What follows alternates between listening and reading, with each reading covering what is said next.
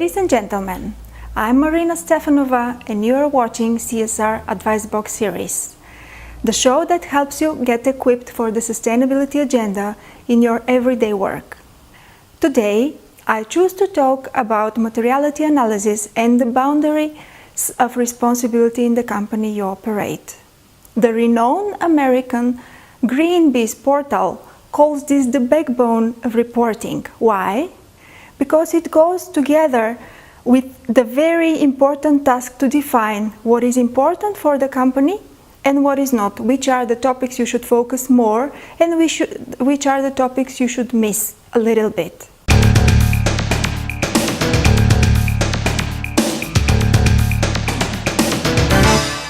Together, we will answer the questions: what is it?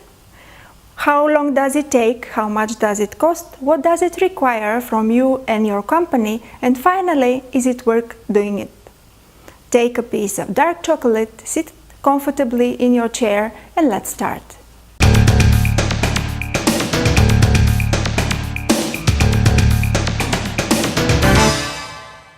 ISO 26000 defines 7 core principles that are the base of your strategy for corporate responsibility. They include accountability, ethical behavior, transparency, inclusion of stakeholders, respect of rule of law and international norms of behavior, and finally, respect for human rights. They all form the basis also to the boundary and the important topics of the strategy for sustainability in your company.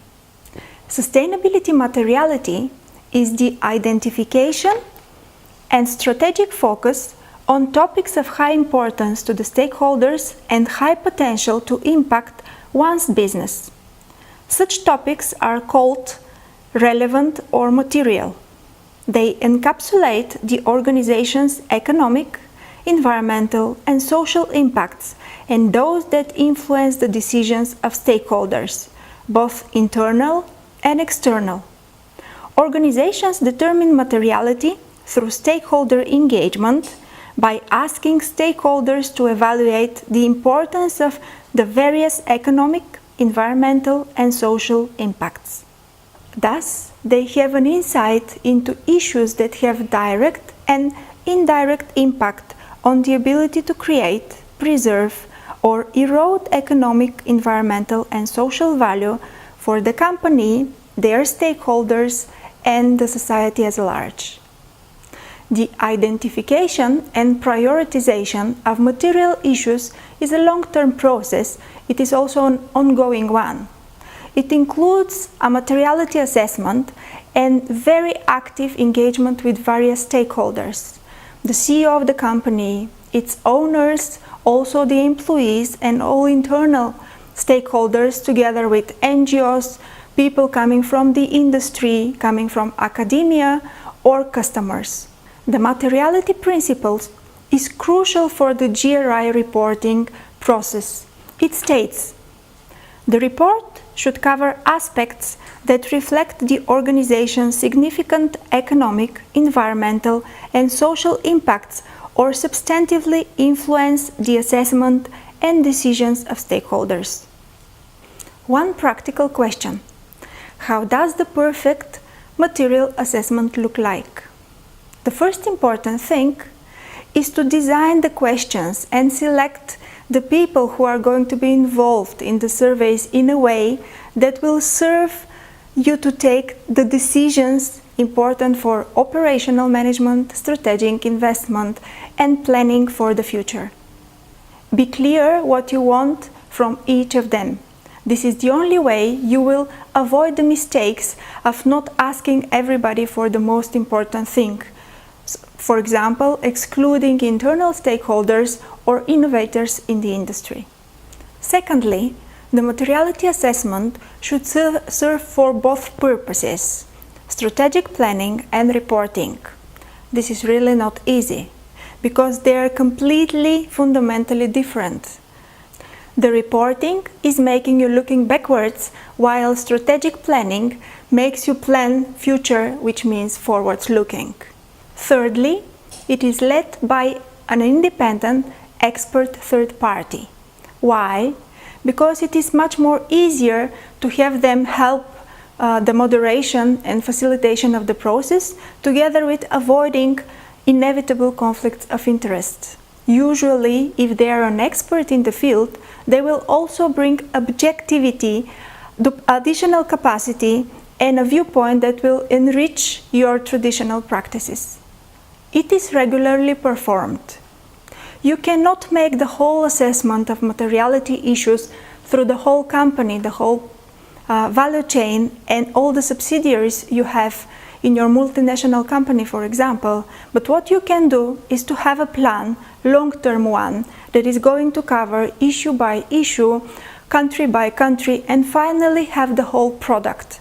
Do not forget that it is part of your everyday decision-making process.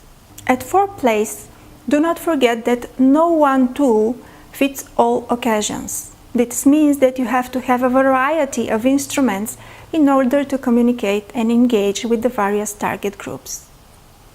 Last but not least, the materiality assessment helps you to draft your unique sustainability story, a story that would be interesting for all stakeholders, investors, banks, tax administration, employees, and most important, your clients.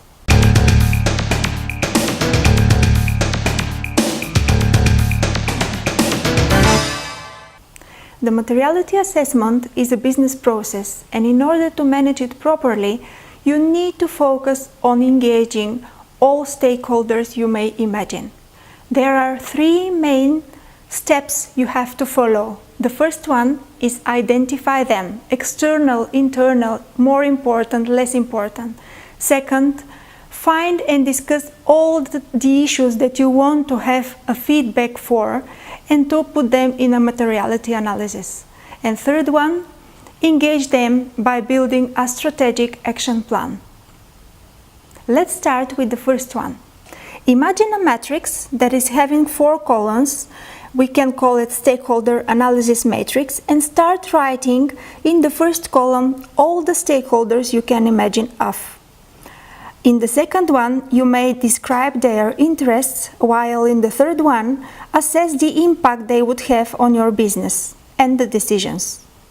Finally, in the last 4th column, you may start drafting potential strategies on how to engage with them, how to manage their relations with a long-term, middle-term, or maybe once only. And finally, do not stop here. List all the stakeholders. The second step is to prioritize firstly the stakeholders and then the material topics on which you are going to report or discuss for further development.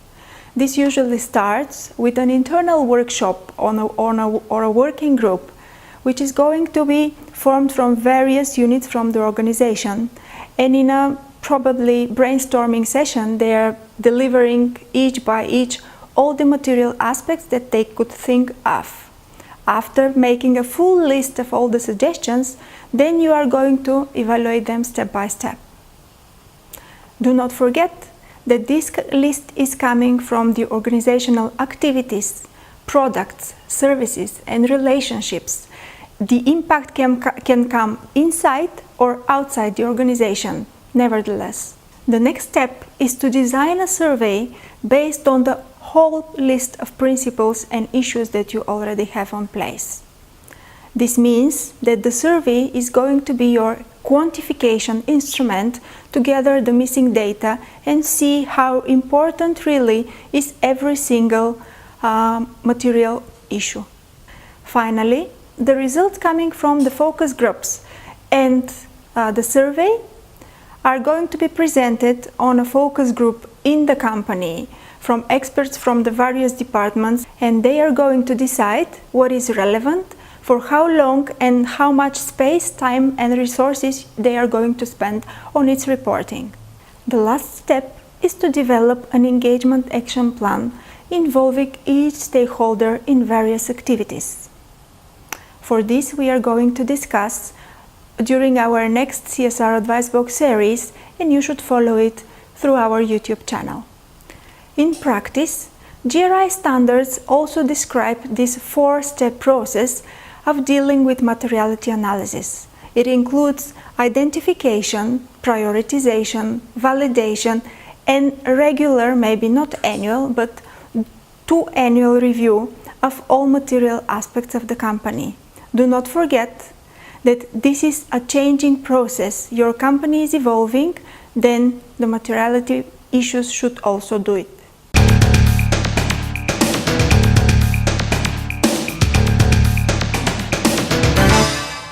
The materiality assessment is a long-term and ongoing process. This means that if you have to wait until you finish the whole thing, you will miss a lot of opportunities. Don't do it. There are some examples that are showing you the longevity of every single process you may choose to go. Launching a program of independent assessment of sustainability performance usually takes between 2 and 4 months. When organizing a materiality workshop with internal stakeholders, you have to foresee at least 2-3 months for preparation, execution, and follow-up evaluation. A stakeholder forum to receive feedback on sustainability targets and action plans may be conducted at least once per 5 years. A specialized training program for country and operational managers may be conducted through the group of the multinational company at least once per every 2 years.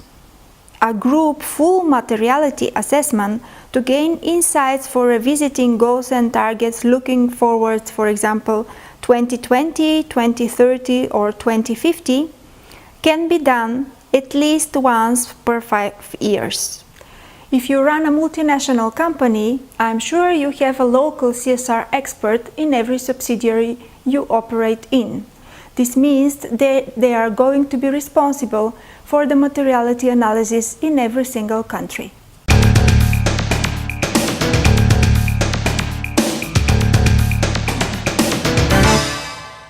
There are 3 main factors that are going to affect on the more frequent use of materiality assessment in everyday company operation. These are usually the investors' more transparency request on environmental, social, and governance issues. Thus, they evaluate the risks and opportunities of the development of every company. Second is the synergy of the reporting frameworks. Coming from various national realities, now we see the trend to have 3 or 4 internationally recognized reporting frameworks. And finally, this is the market convergence. Defining materiality usually helps the managers to concentrate, focus, and keep the sustainability in a way that you can follow it through the strategy development, training, capacity building, team building programs, thus making the return of investment higher. In addition, it helps you to align your activities with the concerns and expectations of all your stakeholders.